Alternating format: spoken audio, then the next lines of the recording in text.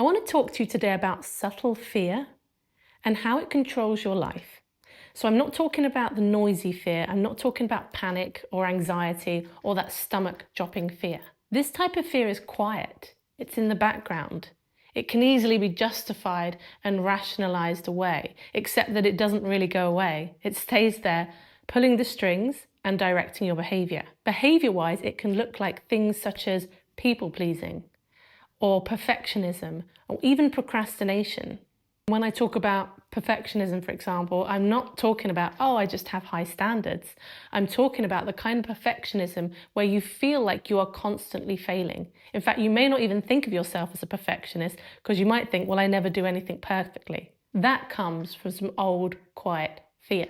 As with people pleasing, it's not about, oh, I just want to make other people happy. There might be a part of you that genuinely enjoys doing that. But this kind of fear-driven people-pleasing often looks like an inability to say no. You may struggle to put in boundaries, and you'll certainly find it very difficult to make your own needs a priority if somebody else has needs that you could do something about. The difference as well when these behaviours are driven from fear is that they feel quite inflexible. So it doesn't feel like you have a choice. It doesn't feel like you are choosing to give something 100% and just see how good a job you can do, or that you're choosing to just help somebody out who's asked you for a favour. If you can't say no, then you're not saying yes from a free place. So fear keeps us stuck. But the challenge is, with a lot of these things, they become part of your identity. So you may declare yourself, I'm a perfectionist, I'm a people pleaser, I'm the world's worst procrastinator. And when you declare it so, you see that as who you are, and you've got years of that under your belt. So the idea of trying to be different can feel like a betrayal of who it feels like you actually are, who you believe yourself to be. And one of the reasons why the fear around these behaviors is so quiet is because you continue to do the behaviors. So if you're doubtful whether your behavior is driven by fear, let's go with people-pleasing, for example. If you think that you're people-pleasing, you're not sure if it's driven by fear, then try to not do it, because if you try to go against it, the fear will get loud, or the resistance will get loud, which is the fear. Now, this might feel like quite a confrontational question, but how much of your personality can you see has been shaped by fear?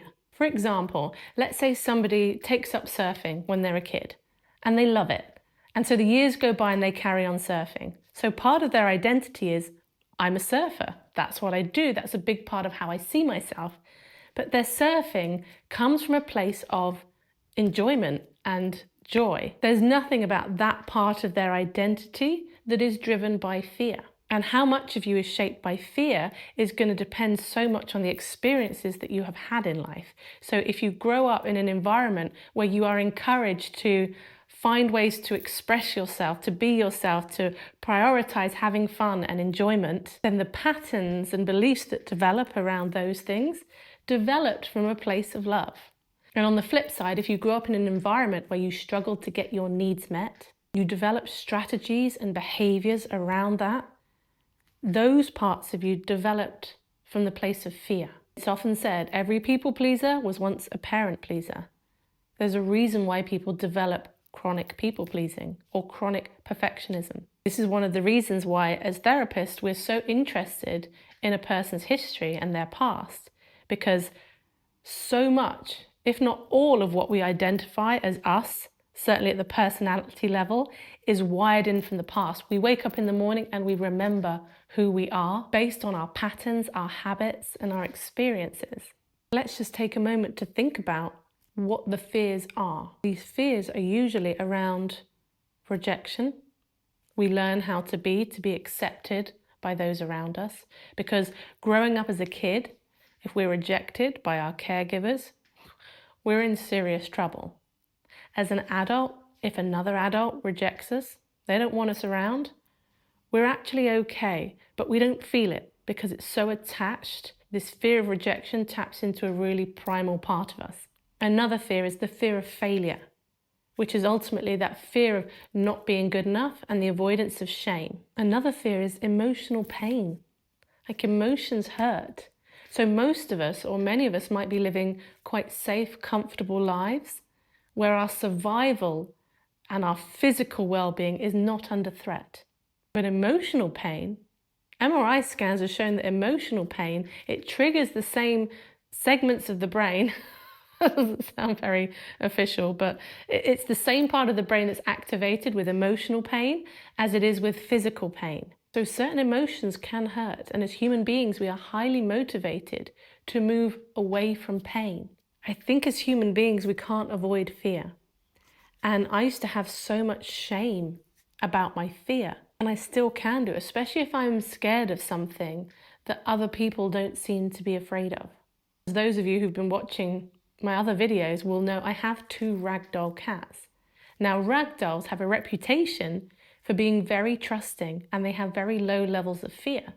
So the recommendation is to keep them as indoor cats because they don't have enough fear to survive the threats that are out there. And this is one of them, Ollie. Now, Ollie is the most fearless cat I've ever met. The other one has a bit more fear, but this guy, he can't even be startled. And anyone who's spent time with regular cats, i.e. not ragdolls, called ragdolls because they just flop, but anybody who's spent time with regular cats will know that cats tend to live on their wits. They're quite jumpy, they're very territorial. But because these ragdoll cats don't have the fear necessary to survive, they wouldn't survive very long outside in the real world. So when we are looking at our fear, I think it's really important to ask, what function is this providing in my life now?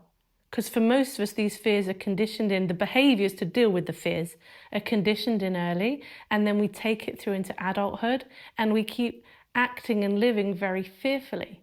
And there may be times when we need that fear, and there'll be many times when we don't. So I don't know that as human beings we're going to get rid of these fears. But I guess there's a question here between what is false safety versus feeling like we're actually living our lives, feeling alive. Because if we make our lives too small, and this is what fear often does, we're left with that feeling of lack, we're left with that feeling of dissatisfaction, because a part of us knows that we're not living or showing up in our lives the way that we want to be. So what do we do with this fear that's no longer serving us and is causing us to behave in ways that we don't want to be behaving? Well, how do you handle a kid that's scared of something when there's nothing to be afraid of? Maybe they're scared of the big mascot costume. I think the first thing we need is to not be judging the fear. The fear just comes from a part of us that wants to protect, believes that there is a threat. So even if part of you know there isn't, a part of you thinks that there is. And that's the part that's afraid, and that's the part that needs the acknowledgement. And the reassurance, but not the reassurance in a way of, I'm going to reassure you until the fear's completely gone. It's also kind of reassuring that, yes, it's understandable that this fear is still here. I say this kind of thing a lot because it makes the world of difference when you validate what you're feeling. Because there could be a part of you that's feeling something and a part of you that thinks you shouldn't be feeling something. So when you validate the part that's feeling something, that part doesn't have to fight for its survival, because sometimes when you try and ignore fear or you try to just blast through it, it meets you with like this sort of hard resistance. It pushes back because it's convinced survival is at stake. So this is not about indulging the fear or growing the fear. It's quite the opposite. We recognize where it's come from, because that helps to create a little bit of separation between the past, when this really was a threat, and the here and now, when it may not be. And I say may not be because sometimes it still is. As human beings navigating interpersonal relationships in the world, we need to be able to discern when to trust and when to be a bit more cautious. And that cautiousness does come from fear. But then we want to be gently inquiring, is this true now? So recognizing the fear, validating the fear, also naming what the fear is. I forgot to mention that bit. So naming what the fear is. So I am afraid to say no to this person, and then they'll think badly of me.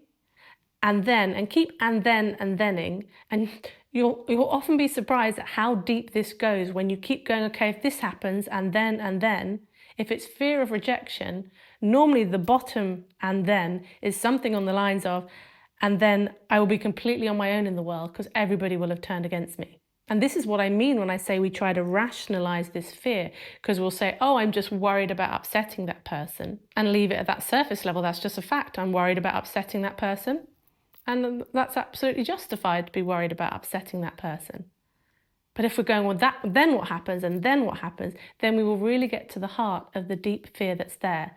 And if we can do that with curiosity and non-judgment, it can start to lose its spell. The spell that many of us are under, which is basically these conditioned personalities. And I also want to add, it's okay not to change a thing about yourself. You don't have to change anything.